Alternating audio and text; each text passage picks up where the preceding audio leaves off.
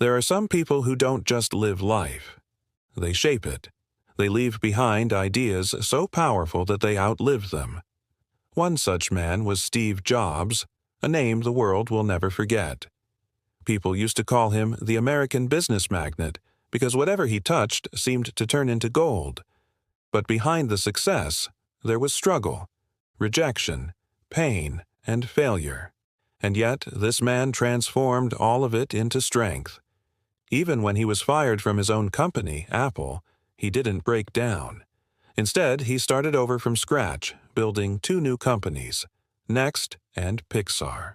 Years later, fate brought him full circle. Apple bought Next, and Steve returned, not as an employee, but as the man who would save the company and redefine modern technology. Steve Jobs wasn't just a businessman. He was a dreamer who believed in turning imagination into reality. He fought cancer, faced rejection, and kept moving forward when most would have given up. In 2005, Stanford University invited him as the chief guest at their graduation ceremony.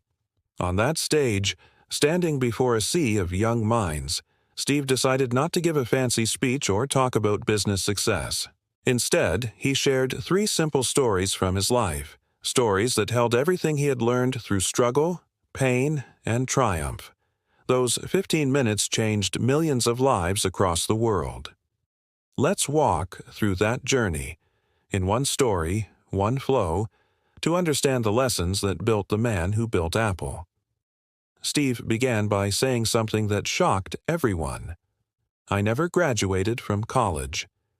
Imagine that, one of the most influential people in the world admitting he never had a degree.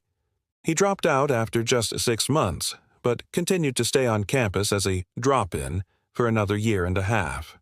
His story started even before he was born. His biological mother was a young college student who decided to give him up for adoption. She wanted educated parents for her child, so she arranged for a lawyer and his wife to adopt him.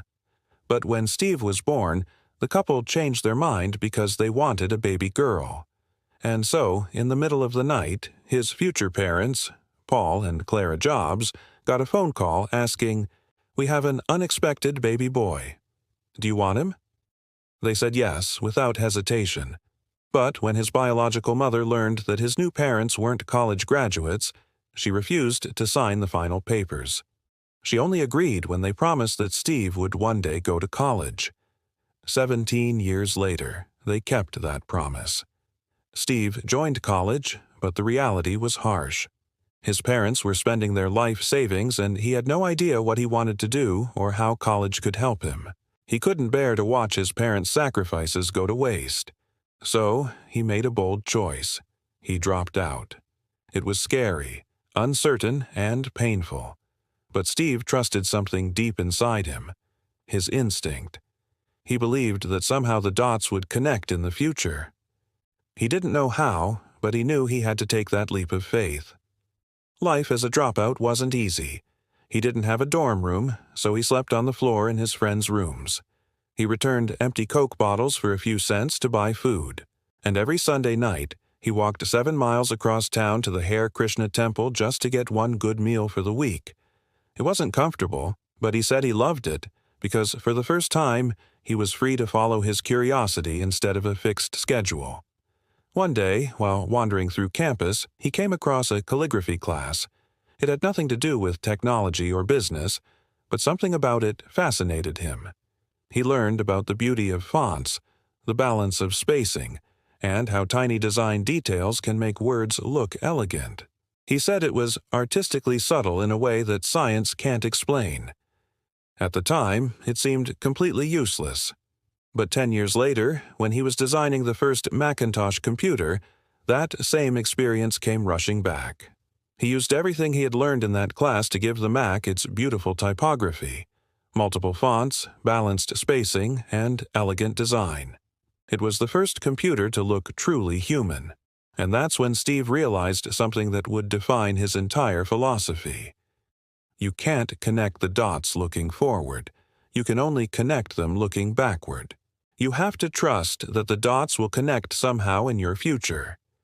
He said that faith, whether you call it destiny, karma, or intuition, never failed him. Steve's second story was about love and loss, and it was deeply personal. He said he was lucky because he found what he loved to do early in life. When he was just 20, he and his friend Steve Wozniak started Apple in his parents' garage. In 10 years, that tiny garage company grew into a $2 billion empire with over 4,000 employees. They had just launched the Macintosh, their proudest creation, and Steve had just turned 30. But then, everything changed. As Apple grew, Steve hired someone he thought was the right person to run the company with him. For a while, things went smoothly, but soon their visions for Apple's future started to clash. Eventually, the board of directors sided with the other guy, and just like that, Steve Jobs was fired from the company he built with his own hands. He said, "How can you get fired from a company you started?" It was public humiliation.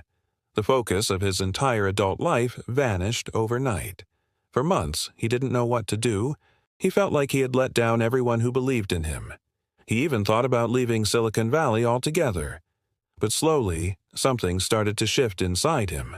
He realized that even though he had lost Apple, he still loved creating, building, and innovating. That passion was untouched. So he decided to start again. He founded a new company called Next, a computer platform company, and another called Pixar, which went on to create Toy Story, the world's first fully computer-animated movie. Around the same time, he met Lorene, the woman who would become his wife. Life had come full circle again, but this time it was richer. A few years later, in a surprising twist, Apple bought Next. The technology Steve built there became the foundation for Apple's rebirth. When he returned, Apple was struggling. But under his vision, it transformed into the company that gave us the iMac, iPod, iPhone, and iPad. Looking back, Steve said, "Getting fired from Apple was the best thing that could have ever happened to me." The heaviness of being successful was replaced by the lightness of being a beginner again. His message was simple. You have to find what you love. If you haven't found it yet, keep looking. Don't settle. He said that love, whether for your work or your relationships, is what gives meaning to everything. Then came his third story, about death. When Steve was 17, he read a line that changed his perspective on life. If you live every day as if it were your last, one day you'll most certainly be right. That line hit him hard. From that day on, every morning he looked in the mirror and asked himself, if today were the last day of my life, would I want to do what I'm about to do today? If the answer was no, for too many days, he knew he had to change something. He said remembering that he would die soon was the most powerful tool he ever found to make big decisions. Because when you truly remember that life is short, you stop being afraid of failure, judgment, or embarrassment. In his words, you are already naked. There's no reason not to follow your heart. A year before that speech, Steve had come face to face with death. Doctors told him he had pancreatic cancer, a rare and incurable type. They said he had only a few months left to live. He was told to get his affairs in order, a polite way of saying, prepare to die. He spent that entire day thinking about his family, his children, and everything he wanted to say but never could. That evening, he had a biopsy. The doctors found it was a very rare type of pancreatic cancer that could be cured through surgery. He underwent the operation and recovered fully. He said that experience changed him forever. It was the closest he had ever come to death, and it reminded him of what truly matters. He told the students, "No one wants to die. Even people who want to go to heaven don't want to die to get there. But death is life's greatest invention. It clears out the old to make way for the new." He paused, then looked at the crowd of young graduates and said, "Right now, you are the new. But someday, you'll become the old and be cleared away." His point was powerful. Life keeps moving forward, and so should we. Our time is limited, so we shouldn't waste it living someone else's dream. Don't let the noise of others' opinions drown out your own inner voice, he said. And most importantly, have the courage to follow your heart and intuition. They already know what you truly want to become. Everything else is secondary. Then, in the final moments of his speech, Steve shared a story from his youth. When he was young, there was a publication called The Whole Earth Catalog, a book filled with inspiring ideas and tools for dreamers and creators. On the back cover of its final issue, there was a picture of a country road at sunrise, the kind of road a hitchhiker might travel on, full of hope and adventure. Beneath that picture were 5 simple words that stayed with Steve forever. Stay hungry, stay foolish. It was a message to keep your curiosity alive, to never think you've learned it all, and to always stay open to new experiences. Steve said he had always wished that for himself, and now he wished it for everyone listening. As he ended his speech, there was silence, the kind that comes only when truth hits deep. Steve Jobs didn't just give a talk that day. He handed over a philosophy for living, a reminder that life connects in strange ways, that failure is a doorway, and that death itself can be a teacher.